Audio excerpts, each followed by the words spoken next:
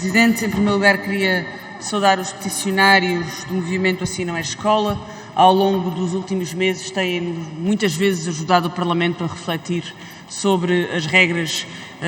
da reabertura e do funcionamento das escolas neste período tão difícil de pandemia. E este período não foi sempre igual. Se a primeira coisa que atingiu as escolas, como aquela que atingiu a sociedade, foi a surpresa, o medo, o desconhecimento sobre o comportamento de um vírus cuja fatalidade era a única certeza absoluta,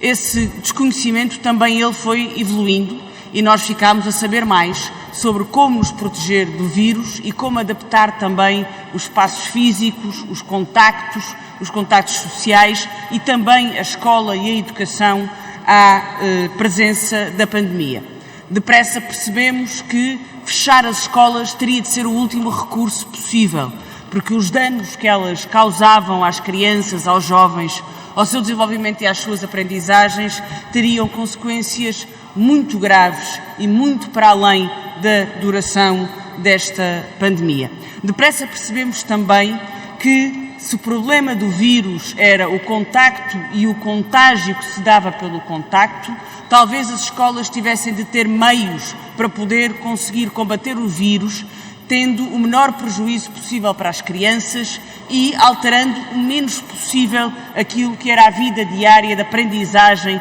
e de sociabilização das crianças. Percebemos que se fossem reduzidos o número de alunos por turma, se as turmas fossem divididas, se encontrassem espaços de aula alternativos, se fossem reforçados o número de funcionários que procediam à limpeza e à desinfecção dos espaços, se fossem reforçados os meios de testagem, se fossem reforçados os meios de saúde pública para que as escolas que não têm, nem são, nem nunca foram especialistas em saúde pública pudessem ter os seus próprios planos de prevenção e de combate ao contágio, se todos estes meios estivessem à disposição das escolas, talvez tivessem sido evitados outras medidas que as escolas, por medo, por desconhecimento ou por excesso de zelo, acabaram por tomar e que todos nós conhecemos, como as crianças que brincam no intervalo em quadrados definidos e pintados no chão, as crianças que não podiam sair para o intervalo e tinham que permanecer em salas de aulas, as crianças que foram obrigadas a fazer as suas refeições dentro da sala de aula, as crianças a quem foi proibido o contacto entre elas, as crianças, e todos nos lembramos deste exemplo como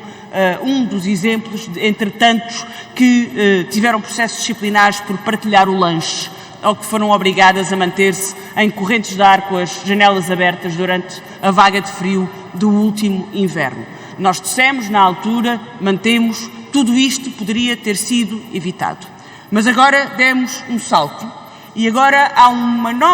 estamos num novo nível da pandemia, em que a vacinação já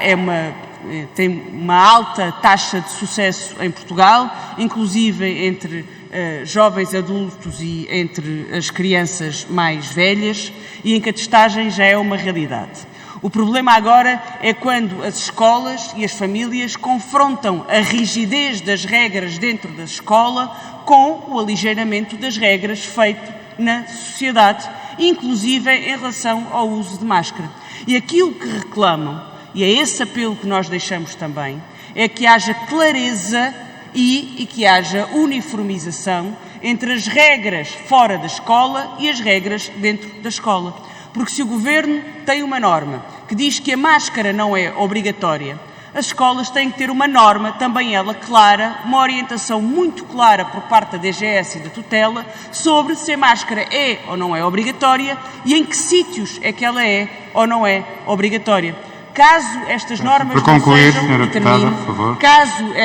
normas não sejam uniformizadas e sejam desproporcionais, elas vão não só prejudicar as crianças, mas levar a um funcionamento, ele próprio, desigual entre escolas e que, como todas as regras que não são compreendidas, acabarão por não ser respeitadas. E, portanto, apelamos a este bom senso e a esta uniformização das normas da tutela e da DGS. Obrigado.